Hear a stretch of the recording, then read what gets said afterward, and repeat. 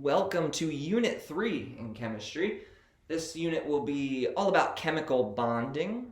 We're going to pull from a lot of the information that we just got done using in our Unit 2, the quantum and periodic table unit. So please do not forget that stuff. All right, so I think it's useful to kind of talk about chemical bonding first with respect to why bonds happen in the first place. Okay, so every atom has a goal. The goal is to achieve 8 valence electrons.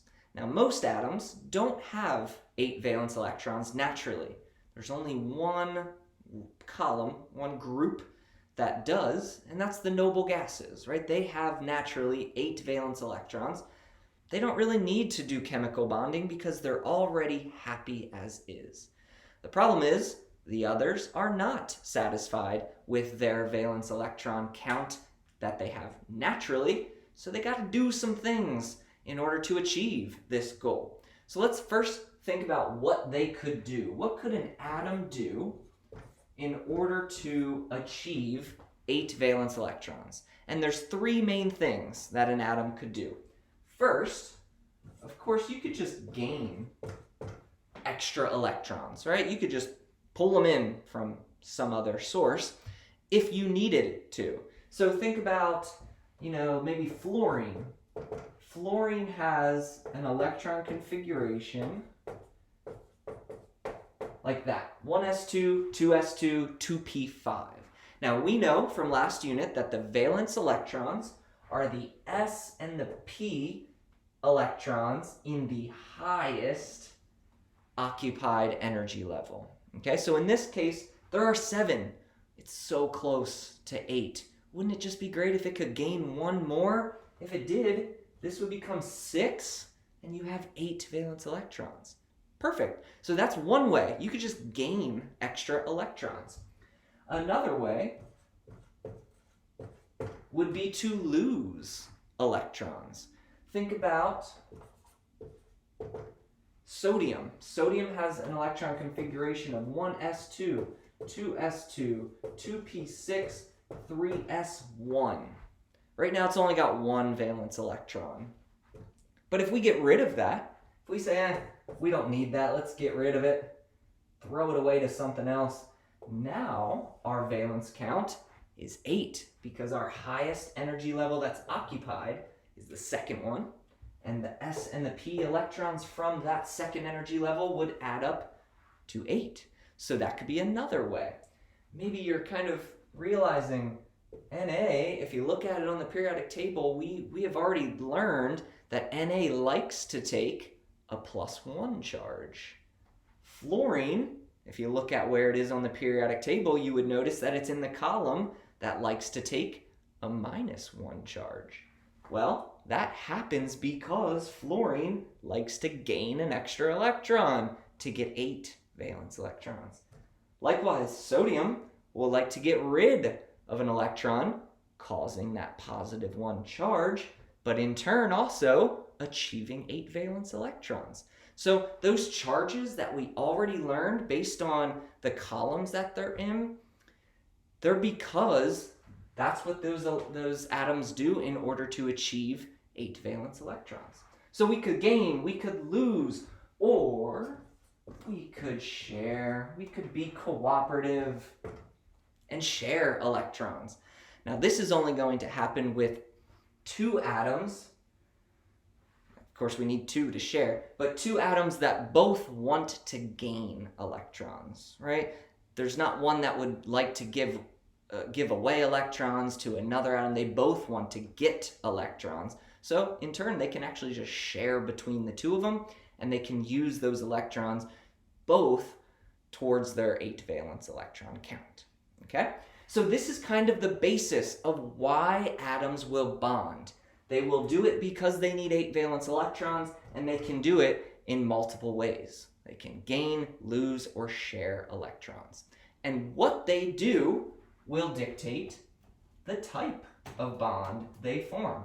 So I'm sure you've already heard of these types, so I'm just going to list them out and then we'll talk about the definitions.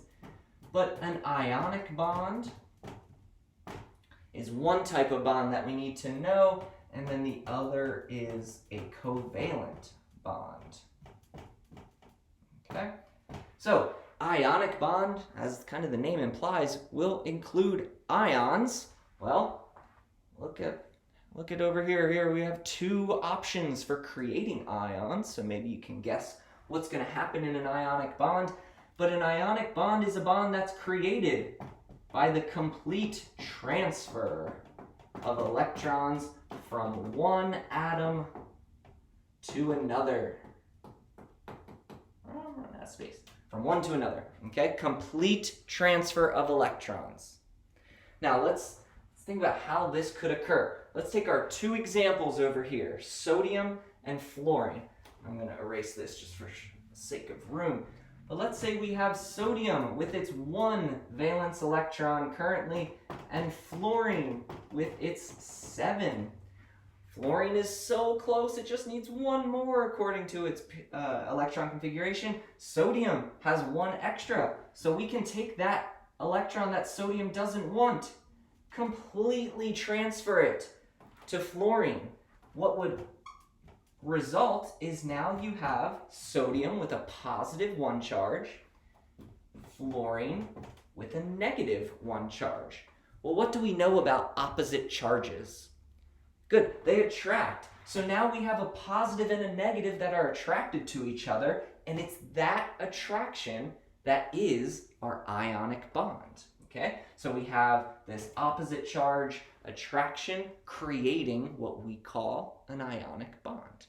So let's do a couple examples. Let's just see if you can kind of work through this. Let's say calcium.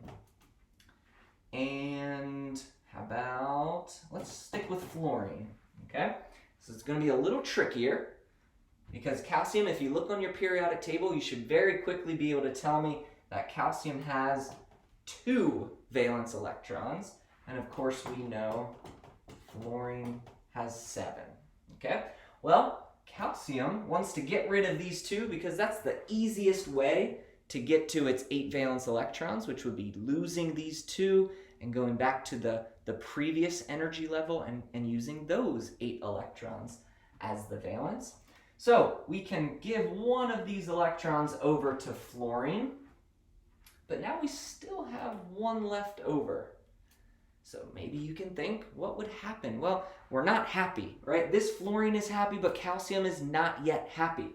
Unless, let's say another little fluorine atom comes in with its 7 valence electrons. Well, now calcium, overjoyed by this addition, can now give its 2nd electron away to the new fluorine atom.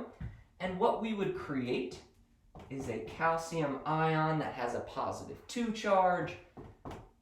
This fluorine atom with 8 valence electrons now has a negative 1 charge, and this fluorine also with 8 valence electrons has a negative 1 charge. Now we've just created 2 ionic bonds, one between this calcium and fluorine, one between the calcium and the other fluorine.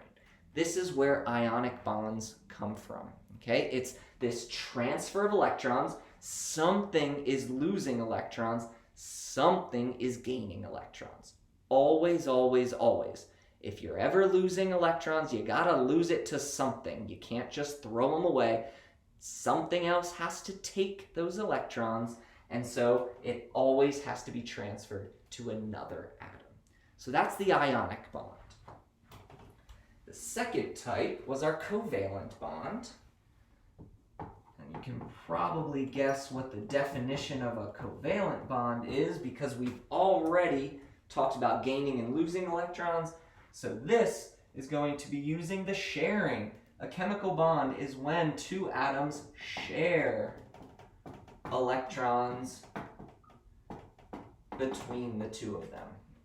Okay, so sharing electrons between 2 atoms is a covalent bond.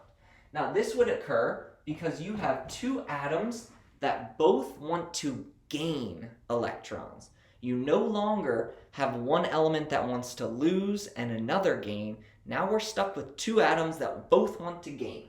So I'm just going to use 2 fluorines just to stick with the common theme.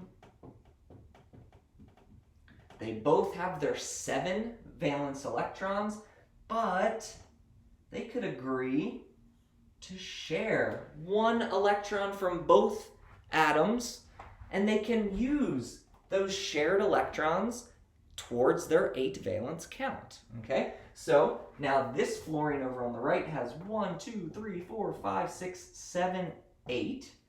This fluorine has 1, 2, 3, 4, 5, 6, 7, 8.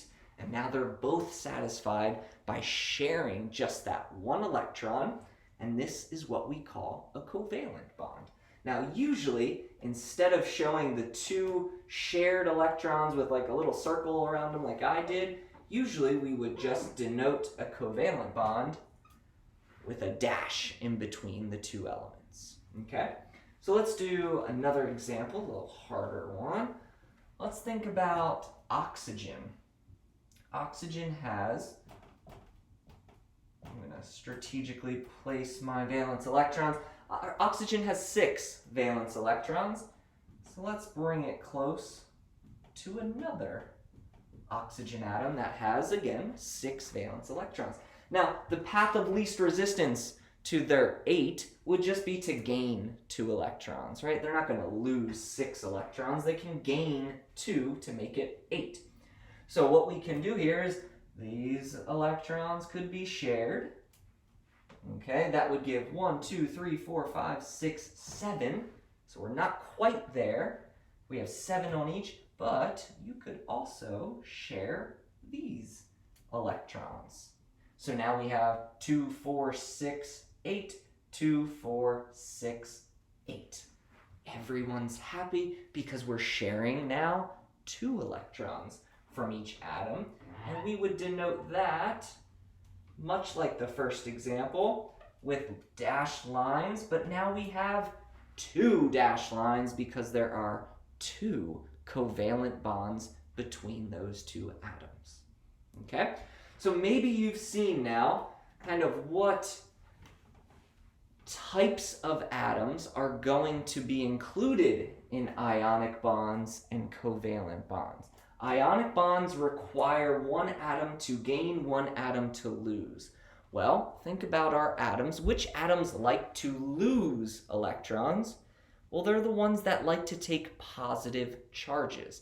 We already know that metals love to take positive charges, right? They don't naturally have positive charges, but they all like to obtain positive charges.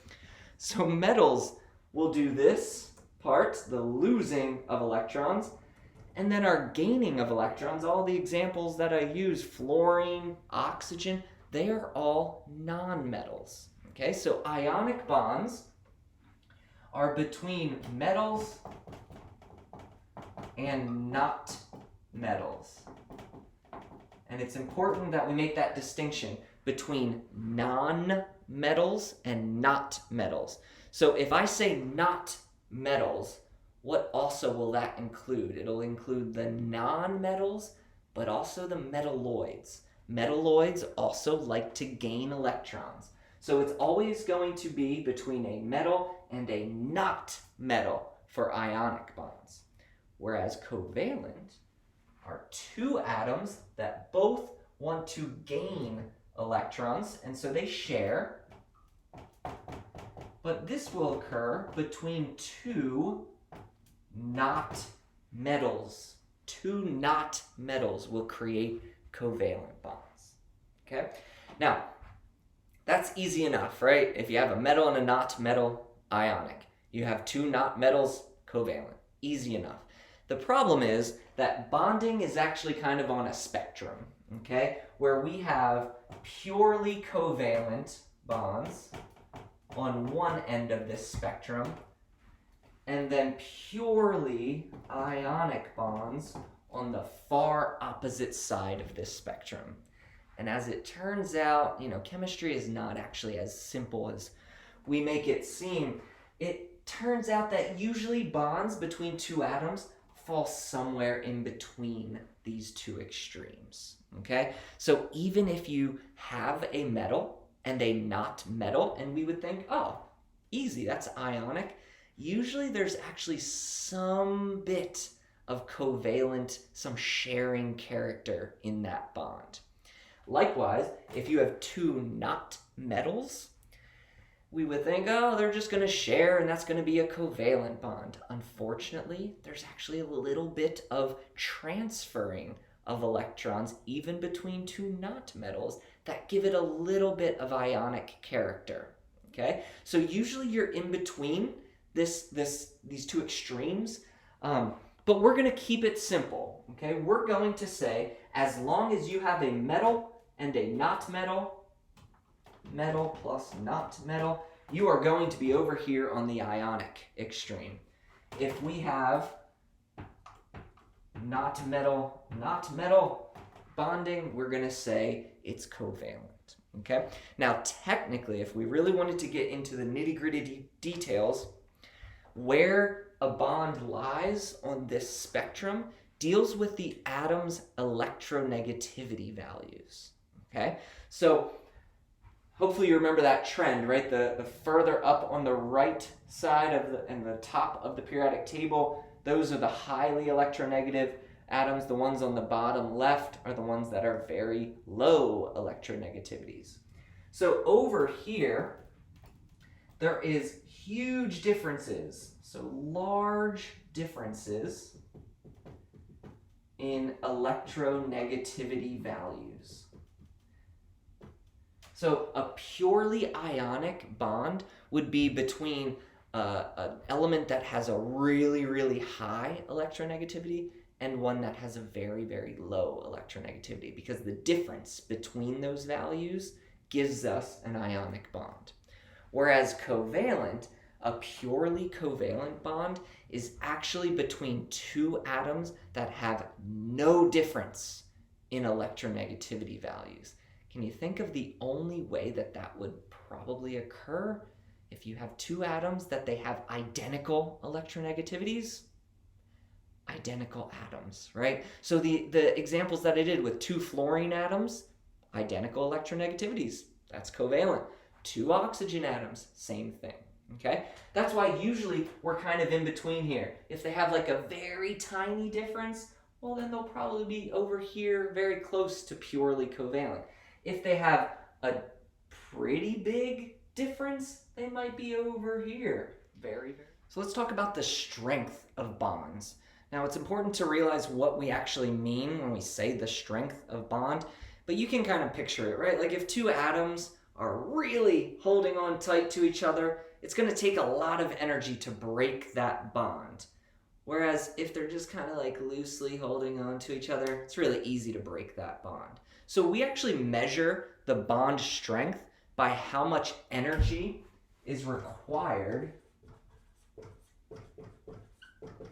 to break that bond. If it takes a lot of energy to break, strong bond. If it doesn't take much energy, pretty weak bond. Okay? So overall, for bond strength, we can kind of make a general statement that ionic bonds are stronger than covalent bonds. And maybe it makes sense to you why. Hopefully it does, because ionic bonds are because of attraction between opposite charges, right? That's a very strong attraction. The opposite positive and negative charges are really attracted to each other, so they're going to hold on really tightly to each other.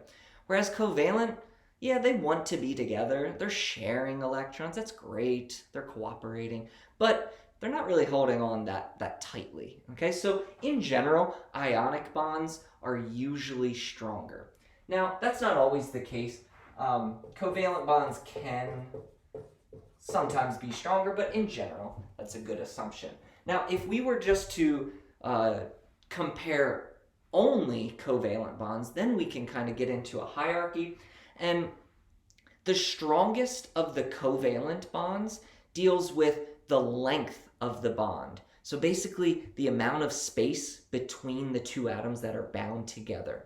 The shorter that distance is between two atoms, the stronger the bond.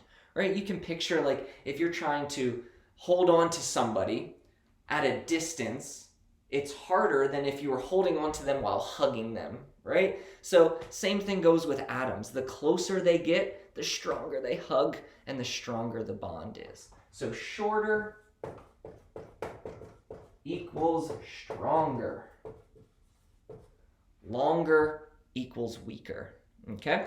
Now, it turns out the way that we have shorter bonds is usually by making multiple bonds between the same two atoms. Kind of like the oxygen-oxygen example that we went through for covalent bonds. There were two bonds there being made between those two atoms. That would actually decrease the distance between those two oxygen atoms and make it stronger. So the way we get shorter bonds is usually by making double or triple bonds, or I'll just put multiple bonds, okay? Usually the single bond between two not metal atoms is the longest, and therefore it'll be the weakest covalent bond, okay?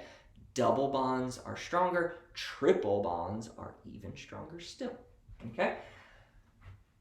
And then ionic bonds, if we wanted to just compare ionic bond strength to each other, there's two different criteria we can use in order to compare. So the first goes with the size of the ions, okay? And this kind of is the same concept as this covalent trend, where if you have really, really large atoms, they can't really grab onto each other as strongly, right? So the larger the ion,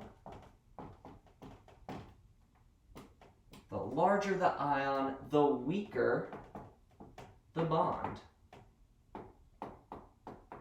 And we've already done that trend. We know how to figure out which ion or atom is bigger than each other, right? We go down the periodic table, they get bigger. We go to the left on the periodic table, they get bigger. So if we wanted to, say, compare an magnesium-oxygen bond with, say, a calcium-oxygen bond, well, you could just go to your periodic table, figure out which one is bigger, because oxygen is the common atom, so we don't care about that.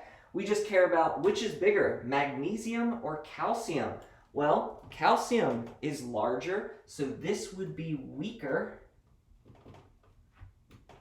than this bond, which would be stronger, just because magnesium is smaller, so it's stronger. Larger ions create weaker bonds. The next thing that can dictate the strength of an ionic bond is the overall charge of the ions that are participating in an ionic bond. All right, so let's just go back, Mg and O. So Mg will take a +2, oxygen will take a -2. Okay, so +2, -2.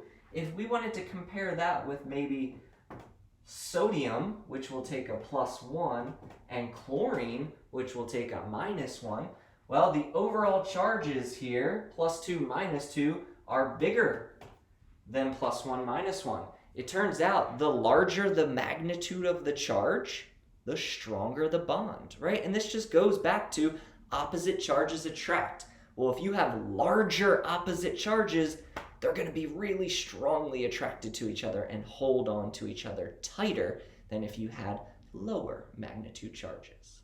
Okay? So, covalent, more bonds equals shorter equals stronger. Over here, size of ions for ionic bonds, the larger the ions, the weaker the bond. The smaller the ions, the stronger the bond. And then the larger the overall charge, the stronger the bond. The lower the overall charge, the weaker the bond. Okay, so just some trends with bond strength that you should keep in mind. All right, so the last part of this intro video to chemical bonding will deal with bond polarity. And I'm pretty sure you probably have heard of polar versus non-polar before. But for something to be polar, it's got to in general just have two poles, right? So like our Earth is polar because of its magnetic fields. We have the magnetic North Pole and the magnetic South Pole, creating a polar Earth. Now for atoms, we're not going to be talking about it with respect to magnetism. We're going to be talking about it with respect to charge. So for a bond to be polar, and we're going to start with just bonds, and then we'll work our way up to entire compounds, molecules, and their polarity. But let's start with first just an individual bond, okay? To be a polar bond, there has to be unequal charge distribution, okay? That one side has a little bit more negative charge than the other, okay? For nonpolar, completely equal charge distribution. So I put a little cheat sheet up here because the trend that is going to be very, very important when talking about bond polarity is electronegativity. Here I just put En. So hopefully you remember what electronegativity is. In its very simplest terms, I like to think of it as the atom's desire for electrons, how much it wants electrons. So we have our high electronegative atoms up in the top right. All of those non-metals, they really like electrons, so they have high electronegativity. Bottom left, those are our metals, our large metals, and so they don't really like electrons. They would rather get rid of them. So those are a low electronegativity, okay? So if we think about the consequences of different atoms bonding together that have different desires for electrons, maybe we can see what would happen. So if you have two fluorine atoms, and they're, like we already did this, they're going to share one electron from each fluorine atom, and they both have the same desire for those shared electrons, right? Like they are both fluorine, they have equal electronegativities. So this would be equal charge distribution. There's no electrons congregating to one side rather than the other. They're equally distributed. That's the definition of non-polar bonds, okay? But we don't always have the same two atoms bonding together. Let's say sometimes we would have, I don't know, a chlorine and a fluorine. Now, chlorine is pretty darn electronegative, but it's not as electronegative as fluorine. And if we would, I'll just put these here, they would both have 7 valence electrons, and so they would end up sharing one each and create that covalent bond. But fluorine wants those shared electrons more than chlorine, just because it has a higher desire, a higher electronegativity. So what this says is that these two shared electrons, I'll draw them as dots again, these two shared electrons that are kind of in between the two atoms are not perfectly in between. Because fluorine wants those electrons just a little bit more, they're actually going to be pulled over a little bit towards the fluorine. So fluorine has a higher density of electrons close to it, whereas chlorine has a lower density of electrons. What happens when this unequal sharing of electrons occurs is one side is going to be kind of negative, one side is going to be kind of positive. Can you guess which side will be kind of negative based on where the electrons are? Hopefully you realize it's going to be by the fluorine because electrons are negatively charged, right? So if you have higher density of electrons around an atom, it's going to be a little negative. So it's not an actual charge, right? Because they're not being transferred completely to fluorine. So we're not talking about ionic bonds when we're talking about bond polarity, because that's just the transfer of electrons. That is a complete transfer. Charges are formed. Here, real charges, like a +1, -1, they're not actually formed. It's just what we call partial charges. It's just like a little bit of charge that forms on either side. So in order to show that, we don't just put a negative sign and a positive sign because that would be an actual charge. What we do is show that this has a partial negative charge by giving it it's a lowercase delta. It's a Greek letter. It looks like a fancy D with like a tail on the top. So you put delta with a negative sign, and that means partial charge. So it's saying that fluorine has just a little bit of negative charge because more electrons are over towards it. Likewise, over here for chlorine, it doesn't have as many electrons, so it's got kind of a positive charge, but not a full positive charge, just a partial. So we'll do the partial sign, the delta, and then a little positive. Okay? So that's one way to show that there are unequal sharing of electrons going on between these two atoms. Another way is to just show it with an arrow. Basically, you could have these two atoms bound together, and then you just show an arrow, and the arrow points towards the partial negative side. Then we put a little plus sign at the tail end of this arrow, and that's on the partial positive side. Okay? So if we just did this just by looking at electronegativity values, you should be able to tell which side has the partial negative, which side has the partial positive, or whether they're polar or nonpolar.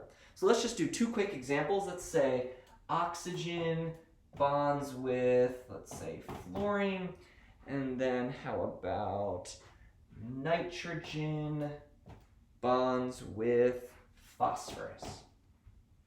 Okay, so you look at these pairs, and I'm not going to draw all the other electrons, it's not really important for this, but just looking at the electronegativities of these two atoms, fluorine is much more electronegative, and so this would have a partial negative over here, oxygen would have a partial positive, and we could draw our arrow pointing towards fluorine.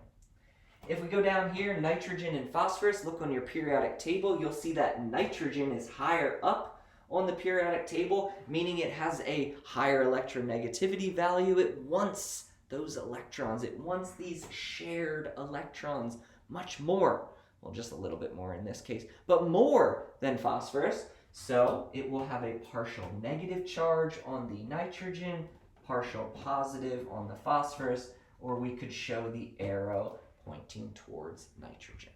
Okay, so unequal charge distribution coming from an unequal sharing of electrons is the basis for polar bonds. All right, that's it.